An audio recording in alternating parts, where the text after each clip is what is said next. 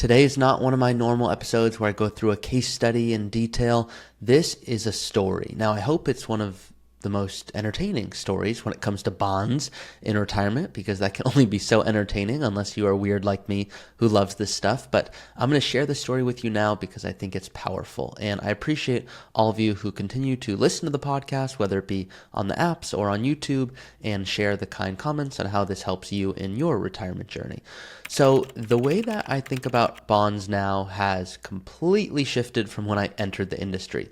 You'll see textbooks that say, make sure to have the amount of bonds based off how old you are. So if I'm 60 years old, I might want to have 60% in bonds. And that just didn't make sense to me because I thought, well, shouldn't it vary? Like, what if I want to spend $100,000 in retirement and my neighbor wants to spend $200,000 in retirement and we're both 60? Like, why would we both have 60% in bonds? That didn't make sense. But then I thought, these people must know more than I know. Clearly, what else am I missing? So I would read on more and more. And then there would be other rules of thumb, such as, hey, maybe get a target date fund. If you know you want to retire in 2040, why don't you get a fund that will attempt to mimic what your portfolio, quote unquote, should look like if you retire in 2040? But what I started to find is these rules of thumb, they're okay as a starting spot, but they don't go into detail, meaning they err on the side of caution, but I would argue too much. So if you're overly conservative, what happens is you actually look back and you go, wow, I lost a lot of memories in life. So an overly dramatic example of this is, imagine you're scared to get hit by a car. Are you going to never drive and not go anywhere? Well, obviously you'll look at life very differently, and that's not a fun life. But most people don't take it to that degree with investing, but I do look at it in that lens. And the reason for that is there are people I see who don't need any bonds at all. It's completely unnecessary. I will still recommend them. Why would I do that? Well, I can tell a client might sleep better at night if their portfolio is less volatile. So today I'm not focusing on the emotional side. The example and story I'm going to share is strictly on the math. Whether you like me or don't like me, this is going to be directly correlated to what does the math say. So I'm going to start hopping in, but before I do, my name is Taublieb. I am the Chief Growth Officer here at Root Financial. I'm the host of this podcast, the Early Retirement Podcast, and I love helping people retire early. I am a CFP, a Certified Financial Planner, and that is not why you should listen to me. How many doctors would you never let touch your body? Probably a lot of them. And I'm grateful to doctors because they put my hip together, which is why I still can play soccer today. I'm a big Arsenal fan, if you're not aware, and we are going to win the league this year. Now, if you don't like soccer or sports in general, don't worry.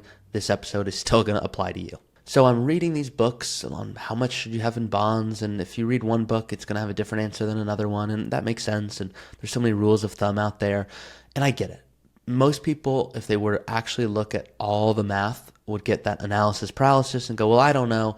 I just want to make sure I don't screw up retirement. So I've heard of a 60-40 before where people have 60% equities or stocks and 40% bonds or fixed income. Why don't I just try that? And if you do try that, you're probably going to be okay. Like, that's the reality is. For people that are wondering, oh my gosh, am I going to screw up if I don't have the right bond allocation? I mean, you could, but most of the time, you're going to look back and go, wow, I could have done a lot better. Not, oh my gosh, am I not going to be able to eat? So that I find puts a lot of clients just at ease right away. They're like, okay, it's not like I'm not going to be okay. I'm going to look back and go, well, I could have retired 5 years earlier. So my job is to optimize. That's how I see it. I want you to know the earliest time where it can truly become optional. And I don't want you to lose sleep at night if you're invested a way that doesn't align with you. So I'm by no means the harshest guy in the world trying to say, look, I need you to retire early for me, because then you're going to be happier. If you're going to lose sleep every single night because you're invested a certain way, that just gives you so much anxiety. That defeats the purpose of all of this. But if we're looking at the math here, what I'm also not going to do is I'm not going to let my clients off so easy, which is why I joke that I'm the meanest advisor on YouTube or listening on the podcast app, because you work too hard. I'm so transparent. I want to make sure you know the earliest time work's optional, and I don't want you mad at me when you're 85 with $10 million going, why didn't you tell me I could have retired earlier? So with that being said, here's the example. A client came to me and said they want to spend $100,000 in retirement. And I said, okay, is that every year? Is that just the beginning? They said, well, 100,000, but to be honest, we'd like to spend a little bit more, maybe 120 or 130 if we could, because the first 5 years of retirement is when we're going to have maximum health and energy. I said, great, let's just call it 130. And that's 130 after taxes, adjusted for inflation. Is that right? They said, that's right.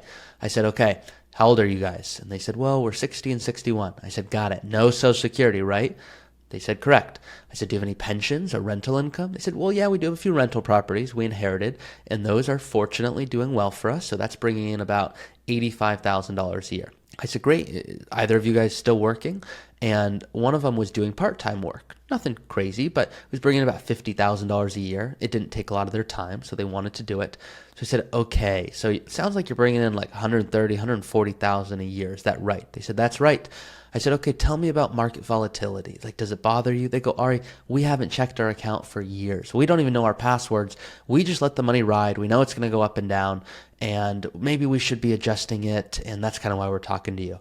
And I said, well, maybe we shouldn't adjust it. They go, that's weird, considering this is like your profession. Shouldn't you be telling us what we should adjust? I said, okay, well, let's think about this. You said you want to spend $130,000 a year, right? They said, that's right. I said, okay, so sounds like you have about $140,000 or so based off the bonus they get from their part-time work. So theoretically, if I didn't send you any money from your portfolio, could you live, like between the rental income and the part-time work? I know that will stop, but theoretically today, could you live if I sent you no money? They go, yeah, we could live, but maybe we need a little bit extra buffer if we take a few extra trips. I said, okay, so what amount do you think you have in bonds? Let's look at your portfolio. And they had about $2 million. And most of it was in their 401k. So if we make a change, it doesn't have a tax impact. And they said, I don't know, maybe 25%? I said, okay, let's look. So we looked. It was about 40%. 60% was equities, 40% was fixed income. Now, why is that? Well, if they have a target date fund, which is what they had, a target date fund is trying to make sure that if they retire, markets don't go like this, straight down, and all of a sudden they can't create the income they need. But the target date fund has no idea that they have rental income and they're working part-time and how much they want to spend and their legacy goals and how their health. It doesn't know anything. So it's just taking a guess. It's a starting spot. It's like a rule of thumb. So here they are, and they don't have the age rule of thumb because once again, they're 60, 61. They don't have 60% in bonds. They have about 40% in bonds.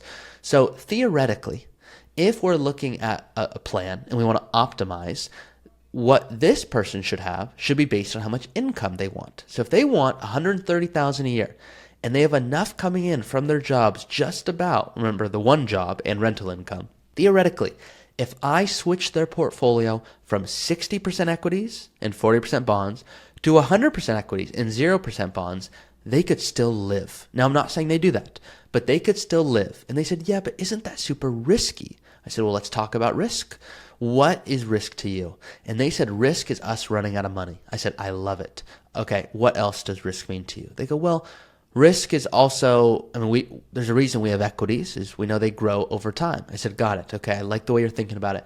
So risk could otherwise be said, risk is basically the purchasing power of our dollars. We want to make sure it outpaces inflation so we don't run out of money. Is that right? They go, yeah, that's about right. They said, I know you like this stuff, so you use your fancy words, purchasing power and all these textbook things. I said, that's true. They caught me on that one. But the truth is, I said, guys, we probably want to make sure that we're not losing sleep over how you're invested. Is that right? And they go, of course. I said, well, are you going to check your account in retirement? They said, no, we are not going to check. That's what we're paying you. Your job is to check and tell us when we should be doing different things. I said, well, we're probably going to need to do some Roth conversions and other tax things along the way. We're not going to talk about that today, but we're going to need to do that. They go, yeah, we've seen some of the videos. We understand the value of doing something like that down the line. I said, okay. So today, what if we switched your allocation from 60% equities to 100% equities? And they said, well, that sounds like a big change, especially the husband in this case, who is less financially savvy to the wife.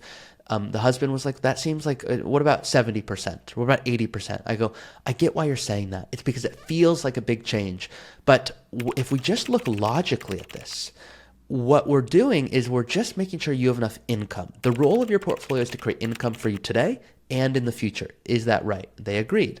I said, okay, well, today you have your income needs met through your real estate, meaning rental income, and part-time work. And you told me that you want to turn on Social Security early, right? Because of your health. They said, that's correct. I said, well, if we turn on Social Security in 2 years, what's going to happen is now you're going to have $150,000 or $160,000 a year coming in, and you're only going to need 130, right? I said, that's right. I said, what about in 5 years? How much will you need? They go, probably like 100,000 a year, not 130, because our health isn't the same. I said, okay, well, at that point, you're not going to be working part-time, but you're going to have Social Security. So theoretically, if we didn't switch your allocation at all, you wouldn't notice a thing. Your 60% that's in equities would remain there, and your $2 million, let's just pretend here, I'm going to do some simple math. I'm going to assume a $2 million portfolio. Let's say it grows by, I'm just going to say 6%. So in 5 years, we want to know, what would it be worth? So if you have $2 million in your 401k, and let's just assume 60% of that is in equities, 4% fixed income, I'm just going to say a 6% return, just an estimate here. That's a big deal. I mean, look, your $2 million after 5 years at 6% would turn to $2.6 million. Once again, they didn't even have to withdraw from it. That's what's amazing, because they have rental income. Now, you guys can replace rental income with the current money from your W-2 paycheck or inheritance or whatever you want. The example makes the same. It's the same regardless of where the money comes from. So now let's assume they switch to 100% equities. If they have 100% equities, what we want to know is how much more value would that add? And is it worth the potential headache? Meaning, if this was a couple that said, well, we're going to check our account all the time, 100% equities, we're going to lose sleep at night, then maybe this would be a terrible recommendation. But in this exact example, if we get 10% growth over 5 years, instead of having 2 million become 2.6 million, it now becomes 3.2 million. So that's a big deal. And all I did was have a conversation. So what they could choose to do is say, well, that feels like a big switch. And it is. It is a big switch, but it's not when you actually look at the logic. The logic is saying, well, that makes total sense. Because if markets go down and they have 100% equities, which is what many of you are thinking right now, what about the downside? Well, if markets go down, do you remember when I said we're going to have to do, at some point, Roth conversions? It might make more sense to accelerate those Roth conversions, because when the recovery happens, that's all going to be tax-free. Because the $2 million in their 401k, that's going to grow to 3.2 if it gets 10% growth, that's all pre-tax. We're going to have to convert that at some point. So the win-win here is if markets go down, we accelerate Roth conversions and move money from their 401k to a Roth IRA. It's tax arbitrage. We're taking advantage of the situation so that in the future they pay less taxes on those same dollars. And if markets go up, great. We have more money that we can choose to spend or give or do whatever we want with. So in this case, the couple went, wow, I do see it's a big switch, but because I don't check my portfolio, I don't really care. And you're going to tell me if we should switch anything. Of course we would. So it didn't bother them, and it yielded a significant difference. But I'm willing to have that conversation, and I'm not married to the 100%. I don't get more money. If 100%, I don't care. I would rather the client go, I want to spend $300,000. My goal is for my clients to live their best life. If they're making more money, great. Generally what we're doing is we're giving more, because clients who are having unfortunate, significant health events might want to give more or take more people on trips. They told me they want to spend $130. What if it turns out they went, wow, how much could we spend? Well, if we were to have their money grow to $3 million and they go, well, we want to be able to take a conservative amount from that. I'm just doing some very simple math here. There's no reason I couldn't say, guys, you could take easily $150,000, about 5% from that, and I wouldn't even bat an eye. I'd go, that is more than sustainable if you wanted to do that every single year. Look, these are the dollars they work so hard for. So do they need to do it? No. But there are situations where having bonds does not make sense. And there's situations where, like, let's just keep it simple. Pretend they don't have any rental income. Sometimes I'll call rental income that they inherit, or just inheritance as a whole, the lucky sperm and egg club, because it's kind of funny. And it's true. So if that's the case, if you inherit a good fortune, well, that's awesome. But if you don't, and they still want 130,000, they want to know how much can they withdraw, you need to reverse engineer the allocation. Everything I just did, we got to go back. Because pretend you have a $2 million portfolio. We're going to say they didn't ever switch their allocation, so they still have 40% in bonds. 40% of $2 million, that's $800,000.